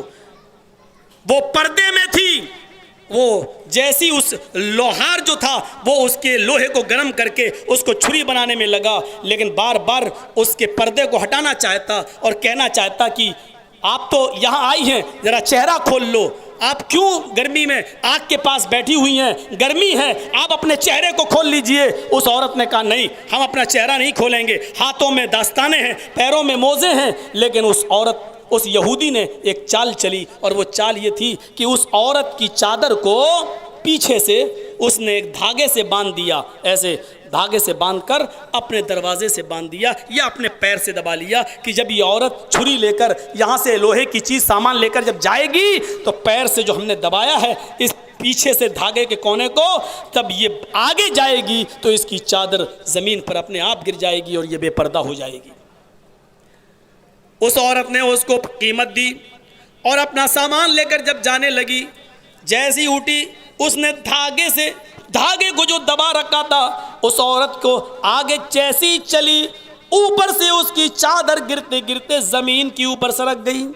وہ پوری طریقے سے برہنہ نہیں ہوئی، پوری طریقے سے نہیں، صرف ایک لمبی چادر ہی اس کے اوپر سے اتری۔ وہ عورت وہی بیٹھ گئی اور کہتی ہے آئے میرے بھائیوں، میری عزت و آبرو کی حفاظت کرو۔ جبکہ ریپ نہیں ہوا، بلاತ್کار نہیں ہوا، زنا نہیں ہوا، صرف چادر ہی اتاری گئی، لیکن اس عورت نے چیخا اے بھائیو میری مدد کے لیے آؤ۔ اس کی آواز ایک مسلمان کے کان میں گئی، اس مسلمان نے دیکھا ہماری بہن کی عزت و آبرو پر یہ حملہ کرنا چاہتا ہے، اس کی چادر کو اس نے اپنے پیر سے دبا کر گرا دیا۔ اس نے اس عورت کے ہاتھ سے وہ چھری چھینی اور اس یہودی کو اس نے قتل کر دیا۔ مارے جذبات میں آ کر اس نے اس یہودی کا مرڈر کر دیا۔ یہودی مرتے وقت چیخا، جب چیخا تو اس کے تمام یہودی اس بستی میں تھے وہ نکل آئے اور انہوں نے تعاقب کرتے کرتے اس مسلمان کو مار ڈالا، یعنی اس مسلمان نے اس یہودی کو مارا۔ یہودی کے چیخنے کی آواز سن کر اور یہودی نکلے، ان یہودی نے اس مسلمان کو پکڑ کر اس کو قتل کر دیا۔ یہ خبر جب جناب محمد رسول اللہ کو ملی تو آپ اپنے 400 صحابہ کے ساتھ نکلے اور یہودیوں کو ان کی بستی سے نکالیں گے۔ اب ان یہودیوں کی اتنی ہمت ہو گئی کہ ہماری مسلمان عورتوں کی عزت و آبرو سے کھیلنے لگے۔ عزت و آبرو کو بچانے کے لیے محمد رسول اللہ ایک غزوہ کر رہے ہیں، ایک جنگ کر رہے ہیں۔ یہ ہوتی ہے عورتوں کی عزت و آبرو کی حفاظت کی ذمہ داری۔ یہاں تو جو جتنا بڑا ریپسٹ ہے اتنا ہی بڑا ایم پی بنا ہوا ہے اور پارٹی کے ساگا سرٹیفکیٹ ملا ہوا ہے۔ جو خود ریپسٹ ہوں وہ ریپ کے قانون کیا بنائیں گے، وہ ریپ کی سزا کیا متعین کریں گے۔ میرے پیارے ساتھیو، تمہارے لیے ہمارے نبی جناب محمد رسول اللہ کی تعلیم ایک نمونہ ہے۔ اللہ کے نبی ایک عورت کی عزت و آبرو کے لیے آپ نے ان یہودیوں کو وہاں سے نکال دیا۔ جنگ ہوئی، باقاعدہ جنگ ہوئی اور ان یہودیوں سے اس بستی کو خالی کرا لیا گیا۔ اس غزوے کا نام پڑ گیا غزوہ ذات الرقاع۔ میرے پیارے ساتھیوں، یہ ہوتی ہے عورتوں کی عزت و آبرو کی حفاظت جو جناب محمد رسول اللہ صلی اللہ علیہ وسلم نے متعین کی ہے۔ سزا بھی ایسی، کیوں؟ جب آدمی کسی کی ماں بہن بیٹی سے بلاತ್ಕಾರ ریپ کرتا زنا تو اس کے انگ انگ کو، اس کے رونگٹے کو اس کی لذت محسوس ہوتی ہے۔ تو اللہ کے رسول نے سزا بھی ایسی متعین کی ہے کہ مرتے وقت اس کے رگ رگ کو اور ایک ایک رونگٹے کو اس کی کا احساس ہو اور تکلیف ہو اور درد ہو۔ دنیا چیخ رہی ہے، آپ چلا رہی ہے، آپ کہہ رہی ہے دوڑا دوڑا کے مارو، پتھروں سے مارو۔ جنتا کی آواز میرے بھائیوں نقارہ خدا بن کر اب گونجنے لگی ہے۔ لوگ اب زنا کی اور ریپ کی ایک ہی سزا چاہتے ہیں، سزائے موت، سزائے موت، سزائے موت۔ میرے بھائیوں، آنے والا وقت بتا رہا ہے کہ انشاءاللہ بلاತ್ಕಾریوں کی اور ریپسٹوں کی یہ سزا متعین ہوگی، اور قانون جس حساب سے ریپ ہو رہے ہیں اس حساب سے قانون اب اس کا بھی آئے گا۔ آج نہیں تو 2 سال بعد، 2 سال بعد نہیں تو 10 سال بعد، لیکن یہ قانون آئے گا میرے بھائیوں۔ لیکن ہم چاہیں کہ ہم اپنی ماں بہن بیٹیوں کی عزت و آبرو کی حفاظت کریں تو آپ کو خود اچھے سنسکار دینا پڑیں گے۔ پھر اسلام نے کیا نہیں دیا؟ یہودیت اور عیسائیت کے اندر دیکھو عورت کی کیا عزت ہے۔ عیسائیت اور یہودیت کہتی ہے عورت کو آرام اٹھانے کا حق نہیں ہے۔ اگر اس کو ڈلیوری ہو رہی ہو بچہ اور آپریشن سے اگر بچہ ہو تو اس کو سن نہ کیا جائے، اس کو سن نہ کیا جائے، بے ہوش نہ کیا جائے، بلکہ حالت ہوش میں اس کا پیٹ پھاڑ کر بچہ نکالا جائے، کیونکہ عورت تکلیف اٹھانے کے لیے، عورت تکلیف سہنے کے لیے پیدا ہوئی ہے۔ اسی نے آدم و حوا کو، اسی عورت نے حوا نے آدم کو بہکا کر جنت میں وہ پھل کھایا تھا جس سے منع کیا گیا تھا، لہذا عورت اس دنیا میں تکلیف اٹھانے کے لیے پیدا ہوئی ہے۔ یہ عیسائیت اور یہودیت عورت کو یہ کہتی ہیں، عورت کا یہ مقام ہے کہ اس کا درد کے ساتھ اس کا بچہ پیدا کرو، یعنی اس کو آرام نہیں ملنا چاہیے، سن کر دو گے بے ہوش آرام سے بچہ ہو جائے گا، نہیں میرے بھائیوں۔ یہودیت اور عیسائیت میں یہ ہے عورت کی عزت۔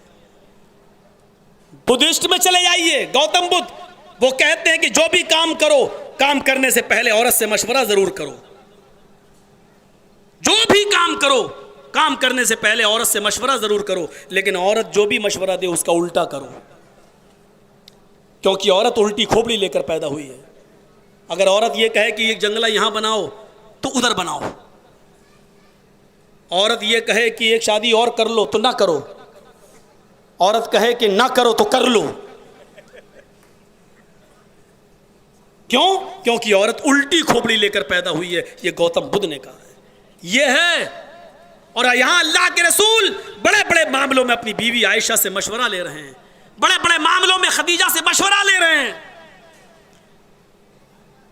یہ عیسائیت، یہودیت، بودھزم، یہ میں نے آپ کو ایک شکل دکھائی۔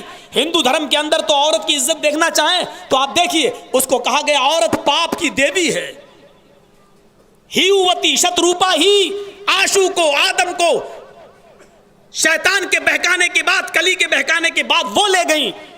آدم نہیں جا رہے تھے، آشو نہیں جا رہے تھے پھل کھانے، کہا کہ یہ ہمارا ہمدرد ہے، اس کی بات مان لو، چلے گئے، عورت کے بہکاوے میں آ گئے۔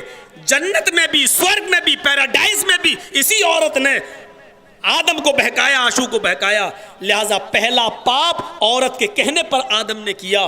لہٰذا دنیا میں جب بھی کوئی انسان، آدمی جو بھی گناہ کرے گا اس کا پہلا پاپ عورت کے اوپر پڑے گا، کیونکہ عورت پاپ کی جنم داتا ہے، عورت نے پاپ کو جنم دیا ہے. یہ ہے، یہ منوسمرتی پڑھیے آپ میرے بھائیوں، یہ ہے عورت جنم داتا، پاپ. لیکن آدم و حوا جب جنت سے نکالے گئے تو اسلام کیا کہتا ہے؟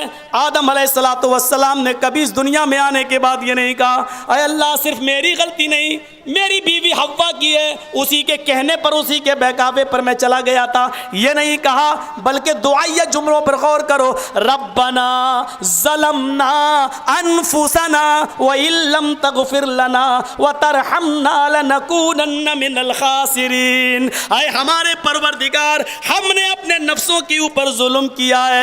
وَإِن لَمْ تَغْفِرْ لَنَا، اگر تو نے ہم پر رحم نہ کیا، وَتَغْفِرْ لَنَا، اگر ہم کو نہ بخشا، ہماری مغفرت نہ فرمائی، وَتَرْحَمْنَا، اور ہم دونوں پر اگر تو نے رحم نہ کیا، لَنَكُونَنَّ مِنَ الْخَاسِرِينَ، تو ہم دونوں نقصان اٹھانے والوں میں سے ہو جائیں گے. اسلام یہ عزت دیتا ہے عورت کو. آدم نے اپنے لیے نہیں کہا، آدم نے ہم دونوں کو کہا، ہم دونوں سے نے ظلم کیا ہے، ہم دونوں نے ظلم کیا ہے، ہم دونوں کی مغفرت فرما دے. اگر تو نے ہم دونوں کی مغفرت نہ کی اور رحم نہ کیا تو نقصان اٹھانے والوں میں سے ہو جائیں گے. قرآن جہاں نماز اور روزے کے احکام مردوں کو دیتا ہے وہیں عورتوں کو بھی دیتا ہے. ایک عورت آئی کہ اللہ کے رسول، مرد تو جہاد میں جاتے ہیں، قیامت کے دن نیکیوں میں آگے ہوں گے، ہمارے لیے ہمیں بھی حکم دیجئے کہ ہم بھی جہاد کریں. تو آپ نے کہا جہاد ہی کرنا چاہتی ہے تو اپنے گھر میں رہ کر اپنے شوہر کی خدمت کر، اپنے شوہر کی خدمت کر، یہ تیرے لیے جہاد ہے. بہت بڑی بات کہہ دی، شوہر کی خدمت کر جہاد ہے. عورتیں یہ کہاں برداشت کر سکتی ہیں؟ شوہر کی خدمت سب ہم ہی کریں، مرد کچھ نہ کرے. تصور کیجئے میری ماں بہنوں، میں اس لیے نہیں یہ بات کہہ رہا ہوں کیونکہ میں بھی مرد ہوں، بلکہ قرآن و حدیث کی بات ہے. اللہ کے نبی فرماتے ہیں کہ شوہر کا اتنا بڑا مقام، اتنا بڑا مقام، اتنا بڑا مقام ہے کہ اگر اللہ کسی کو اپنے بعد سجدہ کرنے کا حکم دیتا تو اللہ کے نبی فرماتے ہیں کہ میں بیوی کو، عورت کو حکم دیتا کہ وہ اپنے شوہر کو سجدہ کرے. میری ماں بہنوں، اپنے پاس جو بیٹیاں ہیں تمہاری، ان کو تربیت دو، اچھے سنسکار دو. جیسے عبد القادر جیلانی بغدادی رحمت اللہ علیہ کی 12 سال کی عمر میں ان کی ماں نے ان کو سنسکار دیے تھے، بیٹا جھوٹ کبھی مت بولنا. اور گئے اور جھوٹ نہیں بولے، چوروں کے سامنے بھی سچ بولا، اور وہی ان کی سچائی ان تمام ڈاکو اور چوروں کو توبہ کرنے پر مجبور کر دیتی ہے. اچھے سنسکار جب ملتے ہیں تو چور بھی چوری سے توبہ کر لیتا، اور ڈاکو بھی.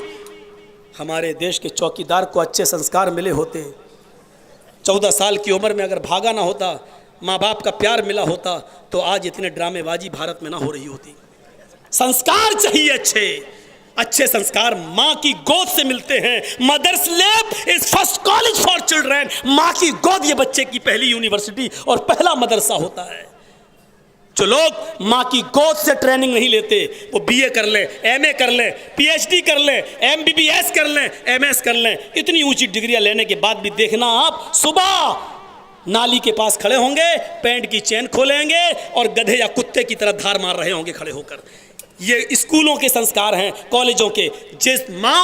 جو بچے ماں کی گود سے سنسکار نہیں لیتے ہیں اور ان کو اچھی تربیت ماں کی گود سے نہیں ملتی، وہ کسی یونیورسٹی میں نہیں مل سکتی. آپ اپنی بچیوں کو تربیت دو. ان اسکول اور کالجوں کے بہانے بھیجو گی تو کالجوں میں پڑھانے والی خود اچھے سنسکار کی نہیں ہے، وہ خود اسکول میں پڑھاتی ہیں اور ٹیچروں سے سیٹ ہو جاتی ہیں. تو ہماری بیٹیاں کہاں اچھے سنسکار لیں گی؟ کہاں؟ ہماری اس کا مطلب یہ نہیں کہہ رہا ہوں کہ مت پڑھاؤ. آپ ان سے کہیے کہ ہمارے دیش کے اندر ہر چیز کی آزادی ہے، ہم برقع پہن کر اپنی بیٹی کو بھیجیں، پردے کے ساتھ بھیجیں. دیکھیں کون اسکول آپ کو منع کرتا ہے؟ آپ کو سپریم کورٹ اس بات کی اجازت دیتی ہے کہ عورت اپنے مذہبی لباس میں اگر جانا چاہے تو جا سکتی ہے. آپ بھیجیے، بھارت کا سمویدھان ہمارے ساتھ ہے، ہمیں گھبرانے کی ضرورت نہیں ہے. جب بھارتی سمویدھان اور بھارتی قانون ہمیں اس بات کی اجازت دیتا ہے. ہم بھارت کرتے ہیں اور بھارتی سنویدھان پر ہم جو ہے یقین بھی نہیں کرتے. تو میرے بھائیو، ہم نے آپ کا 10 منٹ ٹائم زیادہ لے لیا. ہم پولیس پرشاسن کے بہت زیادہ آبھاری ہیں کہ انہوں نے ہم کو نہیں روکا، لیکن ہم چھما بھی چاہتے ہیں کہ ہم 10 منٹ زیادہ ہو گئے. دلی پولیس کی دیکھ لو ایک طرف، یو پی پولیس کا حال دیکھ لو ایک طرف، اور بمبئی پولیس کی تعریف پورے ہندوستان کے اندر ہو رہی ہے. احتجاج بھی ہوئے، جلوس بھی نکلے، آپ نے پروٹیسٹ بھی کیا، پولیس والوں نے ساتھ بھی دیا، امن و امان بھی رہا، سب کچھ رہا. یو پی کے پولیس والوں کو اور دلی کی پولیس کو مہاراشٹر کی پولیس سے سیکھنا چاہیے کہ امن و امان کیسا ہوتا ہے. تو ہم نے پوری دنیا میں آج مہاراشٹر پولیس کا نام ہو رہا ہے. ہم اوپر والے سے پرارتھنا کرتے ہیں کہ وہ آپ کو امن و امان اور شانتی کا ماحول بنانے کی مزید پریرنا دے. اور آپ کا آبھاری ہوں کہ آپ نے 10 منٹ ہمیں مزید بولنے کی کچھ نہیں کہا اور بولنے دیا. ہم پولیس پرشاسن کے بھی آبھاری ہیں، ہم اور اس جلسے میں تمام لوگوں کے آبھاری ہیں. آئیے ہم سب دعا کریں کہ اللہ تعالی ہم تمام مسلمانوں کے گناہوں کو معاف فرما دے. اللہ ہم تمام مسلمانوں کو اتفاق اور اتحاد کے ایک پلیٹ فارم پہ قائم فرما دے. اے اللہ ہم تمام مسلمانوں کو آپس میں جوڑ دے. اے اللہ ہمیں آپسی مسائل اپنے گھروں میں بیٹھ کر سلجھانے کی توفیق عطا فرما، اور امت کے مسائل کو اے اللہ اس وقت ہمیں غور کرنے کی اور اس کے لیے ایک ہونے کی توفیق عطا فرما. جو بیمار ہیں ان کو شفا کاملہ اور عاجلہ عطا فرما. اے اللہ جو ہاسپٹلز میں ایڈمٹ ہیں ان کی دواؤں میں صحت و تندرستی کوٹ کوٹ کے بھر دے. اور اے اللہ ہم تجھ سے دعا کرتے ہیں کہ ہماری ماں بہنوں کو شریعت محمدی کے مطابق چلنے کی توفیق عطا فرما. ان کو با پردہ بنا دے، با حیا بنا دے، با شرم بنا دے، اپنے شوہروں کا خدمت گزار خدمت کرنے والے بنا دے، اپنے ماں باپ کی بات ماننے والا بنا دے، اور ان بچیوں کے والدین کو اپنی بیٹیوں کی اچھی تربیت دینے والا بنا دے. اے اللہ جب تک تو ہمیں زندہ رکھ، اسلام پہ زندہ رکھنا، اور جب ہمارا خاتمہ ہو تو ایمان پر ہمارا خاتمہ فرمانا. وما علینا الا البلاغ المبین، وآخر دعوانا ان الحمد للہ رب العالمین. السلام علیکم ورحمۃ اللہ وبرکاتہ.